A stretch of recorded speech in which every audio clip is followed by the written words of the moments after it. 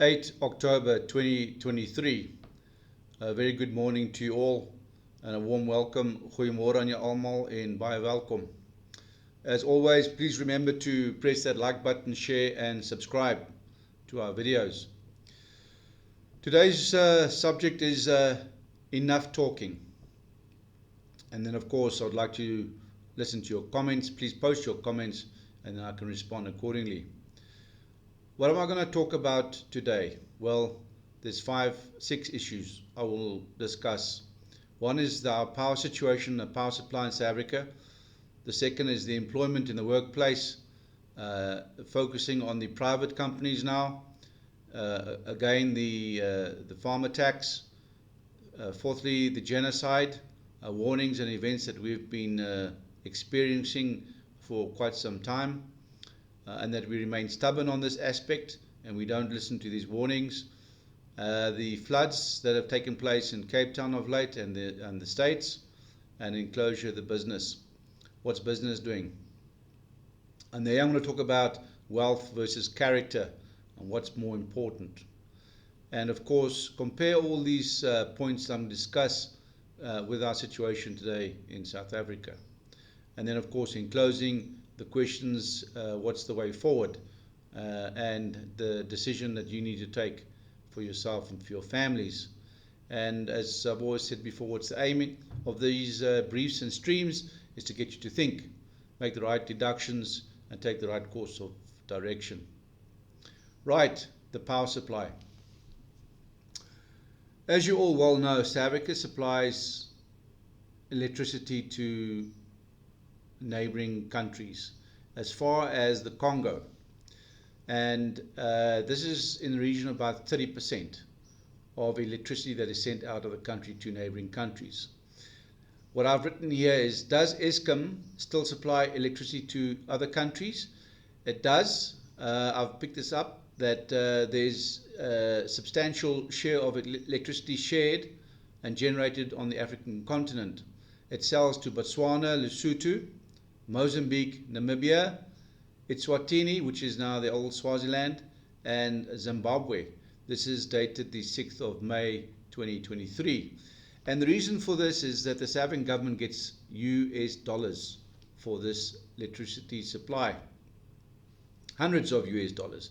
Now, if you're not aware of this, I'm going to share it with you. They don't get load shedding. They don't get power cuts. Eskom represents South Africa in the Southern African power pool. The utility is the largest producer of electricity in Africa. This is Eskom, and was among the top utilities in the world in terms of generation of capacity and sales. It is the largest of South Africa state-owned enterprises. So what is the deduction we can make on the power supply? That Eskom is supplying power to neighboring countries as far as Congo. They don't get load shedding.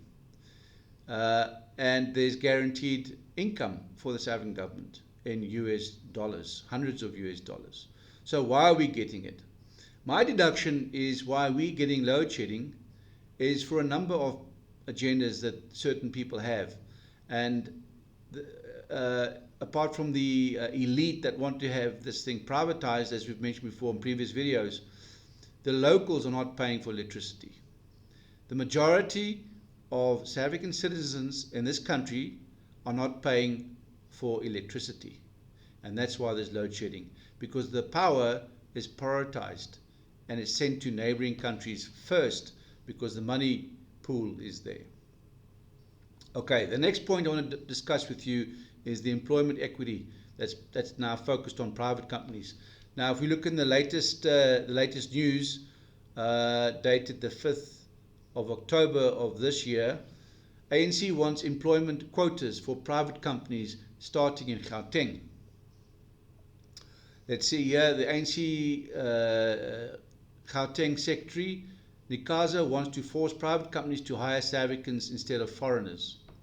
He highlighted the problem of illegal immigrants in South Africa who are employed by the private sector. Now, the reason why the foreigners are used in the restaurants is because their attitudes are better.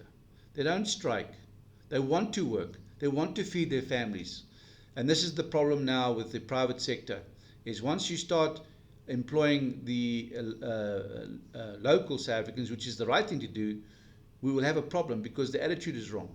They'll just strike and the businesses will close. And then we've got a history of this, ongoing history, with associated unions. Nkiza highlighted the restaurant industry. I've mentioned that. We said you can hardly come across a South African serving you. He's quite correct. It's because they strike. And to resolve the challenge of employment, he proposes a quota system. Here we go. To ensure that South Africans are employed in the private sector. All the restaurants are going to close, just like everything else in the country. Right, so he further then says, if the private sector does not come to the party, our people will revolt. So now here's the punchline now. If the private sector don't employ the South Africans first, our people will revolt against the government without seeing the private sector is to blame. Can you believe it? Shift blaming.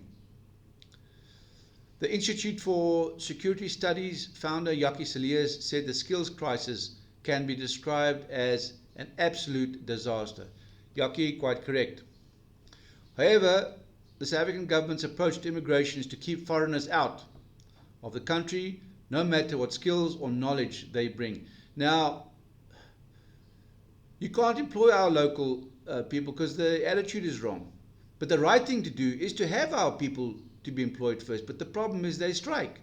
They want chaos in this country. They're burning tires. It's the foreigners that are working. It's the foreigners that want to work. They are in the restaurants, quite correct, but they want to work. They want to feed their families, including the truck drivers. I can use an example here, Kusile under Eskom. Back in the day when I worked with Kusile, I picked up that the expats were not wanted. They were sent back to their homes, to America and Europe. And the locals wanted the work. And what happened? Corruption crept in. And the whole Kusile is not up to speed and on target with the objectives. So what's your deduction on the employment in the private sector? Let me read your comments so I can respond. Okay, again, farmer tax. I see here on the 15th of September of this year. Remember in the previous videos I spoke about the DA and how they were laughed off by the National Assembly. We have a similar situation here with the Freedom Front Plus. The National Assembly in Cape Town rejected a motion called by the Freedom Front Plus to establish an ad hoc committee into investigating farmer tax. The motion was denied by Parliament on Thursday after the ANC and the EFF rejected the idea. However, the ANC said the motion was an electioneering strategy from the Freedom Front Plus, and obviously it would be for the DA as well. Deputy Minister of Police, Casual Matale, said that crime affected everyone and there was no need for a committee. Deputy of Police. Matale added that farm murders were not on the rise. That farm murders are not on the rise. Absolute clueless. Minister of Police clueless. The lot clueless. Okay, next one. Genocide. We all know what is genocide. What I pick up on genocide, and I'm mentioning these points because we are stubborn. We're not listening to warnings. If I look here in the South Americas, we have Christian ethnic cleansing taking place as we speak. Let's see what is said there. Horror as Christian genocide looms. Tens of thousands flee. Armenia. Where's Biden? One of the oldest Christian communities in the world is being destroyed. It's hard to imagine this dreadful truth unfolding in the 21st century. Yet, this is the situation happening right now in a small landlocked region between Azerbaijan and Armenia. And we're looking at about 120,000 people at risk.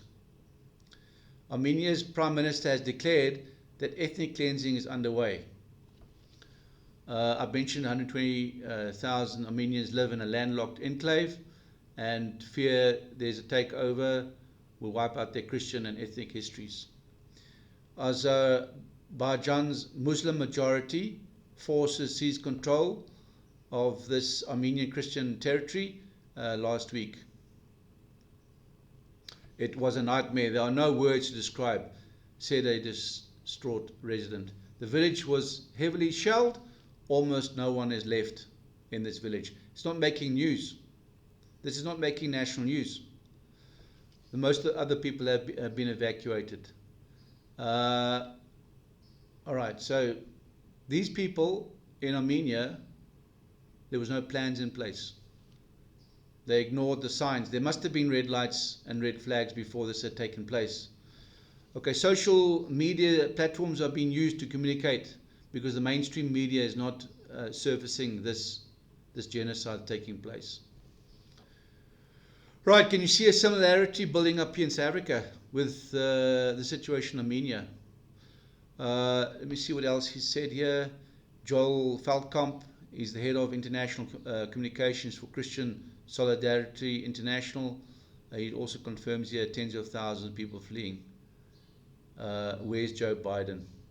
All right, that was now in Armenia. Let's look at genocide in Sudan. Genocide returns to Darfur.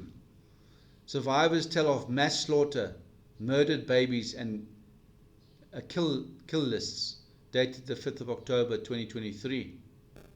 Heavy fighting continues in Sudan. The conflict has created the world's fastest growing displacement crisis. In the past 6 months, 5.4 million people have had to leave their homes. How many people in South Africa? Minority. We're 4.6, say 5 at best. What does the witnesses say here? I've met mothers in Sudan who have told me that they don't know where to find their next meal for their children. I've met families sleeping in makeshift shelters, struggling to find food and water. Children out of school. All right, similarities here in South Africa. Right, from there we go to genocide in China. Let's see what the news is on China. China's government insists it is a law-based country. Now remember, China is heavily involved in Africa and in South Africa. But in reality, China is governed by a secretive party state. Now look at the parallels and similarities in South Africa.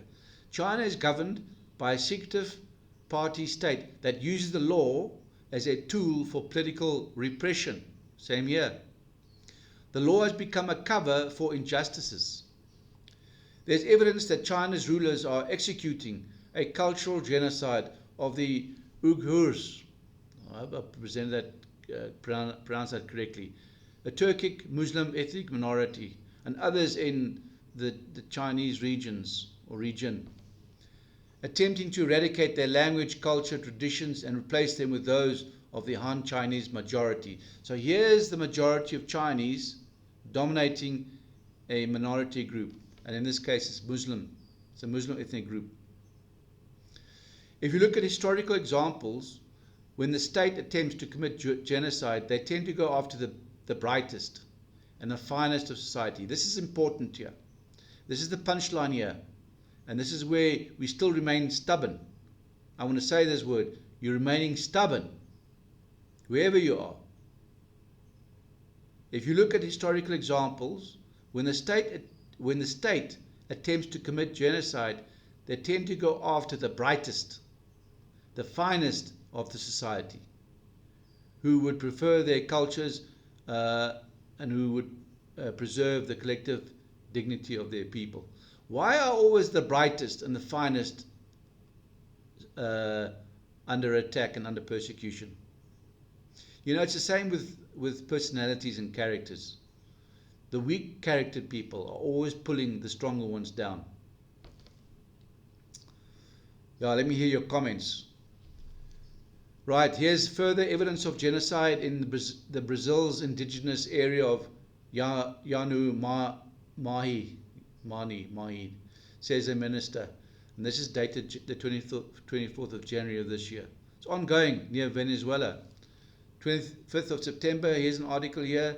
A chair of the Independent International Fact-Finding Mission on Venezuela presented its latest report to the UN Human Rights Council, which covers a period of January 2020 to August of this year, 2023. Here's repressive tactics taking place in Venezuela, same as South Africa government. What we are witnessing is the accumulated impact of these repressive tactics, which have given rise to a predominant environment of fear, mistrust. And as a consequence, the fundamental pillars of civic and democratic fora have been seriously eroded in Venezuela. And this, she said, this witness, she warned that repressive measures are likely to increase to the run-up to the presidential elections next year. We have the same situation in South Africa, where the politicians are busy with their dirty tactics, and the masses and the people that have the power are the victims at the end of the day. We read here arbitrary killings and torture. The mission investigated the deaths attributed to the state authorities. Individuals were forcibly removed and have disappeared. The mission documented 28 cases of torture and degrading treatment in official or clandestine methods of detention, which include sexual and gender-based violence being most prevalent. Right, that's in Venezuela. Then let's just reflect quickly back on the Ukraine warnings. Genocide took place in Ukraine, in Europe, First World. And these people had 8 years to do something, to make a plan, to have a plan in place. They didn't have a plan. They were stubborn. Just like us South Africans, we're stubborn. We don't listen. I have to raise my voice because my title today is Enough Talking. You've got to get the message. Let's just look what happened yesterday. Here we have Gaza, Hamas, attacking Israel. And this, I can tell you, is a major event, because Israel's not going to stand down on this one. Here's big moves coming. I see a future Ukraine in the Gaza area, and I see Iran climbing in on this one. So there's massive genocide coming there in the Middle East. What's your deductions? Let me hear your comments, read your comments, and I would like to respond. Right, just on floods. We've had numerous warnings on floods that are coming in the States and in Cape Town, and we have not done anything about it. And what has happened? People have lost their homes, families. Yes, well beforehand warnings have been given about the floods in those areas, and what have we done? Absolutely nothing. We just carry on. We switch off. We remain stubborn. Right, what's your deductions on the floods? Then the last point of my brief and stream today, I want to talk about the business sector. And I want to talk about the wealth versus character. Let's see here what I've picked up. What defines a good character or good character? People with strong character, you're listening, show compassion and are honest and fair. Display self-discipline in setting and meeting goals. This is important. Make good judgments, show respect to others, and show courage in standing up for beliefs, and have a strong sense of responsibility. And here's the punchline for character. Are good citizens who are concerned for their community and not their own businesses and personal issues, personal gain. And what can I benefit? In tough times, you need character, not wealth. Character is what pulls you through. Why is character so important? Right, let's see here. Our character matters in our interactions and daily functioning. Good people with good character make a better society for us all to live in and exist in. That's important. There's a punchline there again. There's many punchlines in this morning's brief. Good people with good character make a better society for us all to live in and exist in. Being a good human, making good decisions, doing good, this is all good character. Now, in my previous stream, I spoke about the rich guys out there, and I'm talking to you. And for those of you that are involved in your communities, I'm not talking to you. But those of you that are not involved and are stubborn, you know I'm talking to you. And I suggest you to do a mindset change and start acting appropriately. Right, so is wealth or character important? character matters most. Our wealth can be spent. It says in the word, your riches come and go. As quick as they come, they go. But still won't buy us a lasting impact with our fellow communities. Our wealth won't have an impact, but our character has impact on our communities. So why is character more important than wealth? Let's see here. Seek personal growth more than you pursue earthly wealth. At the end of the day, your character will lead you to the kind of treasures you never really expected. Your character will take you to places you've never been before. What's your deductions? Right, summary and closure. I always bring in a word here because this is what it's all about. If you don't have top cover, if you don't have spiritual top cover, you're lost. You're not going to make it. And you can see it now what's happening in the Gaza-Israeli issue of yesterday. I'm going to read here Daniel 5 verse 5. And this is what has come to me and I'm going to share with you. Suddenly, the fingers of a human hand appeared and wrote on the plaster of the wall near the lampstand in the royal palace. The king watched the hand as it wrote. Now the king can be the king of this country or the king behind all these problems that's taking place worldwide. Daniel 5:6. His face, now this is the king, his face turned pale and he was so frightened that his knees knocked together and his legs gave way. 5:26. This is what these words mean. Mene. God has numbered the days of your reign and brought it to an end. 5:30. That very night, Belshazzar, king of the Babylonians, was slain. That's the message. That's the message I've got for the kings of this country and the kings of this world. Right, decision time. What's your action plan? Are you going to remain stubborn? And you think that your high walls and your fancy cars and businesses is going to protect you in times of genocide? Not so. Change your mind, please. Don't be like the rest of the 95 that don't care. Right, solutions. Join our group. Join our business. Join our plan. Be part of our plan. Just do it. SBB has a national emergency safety plan and initiative that kicks in when all excessive violence and state anarchy breaks out in this country. And follow the news, read the news, don't switch off, don't remain stubborn. Flag and tag, mark everything. You can see where we're all going. Unemployment of the youth has increased. And of course, as always, remember my 10-10-10 principle. You inform 10 people and those people inform 10 people and share our videos. I look forward to talking to you again all soon. Stay well, keep safe and keep sharp. Tot ziens en groete. Until next time. Bye-bye.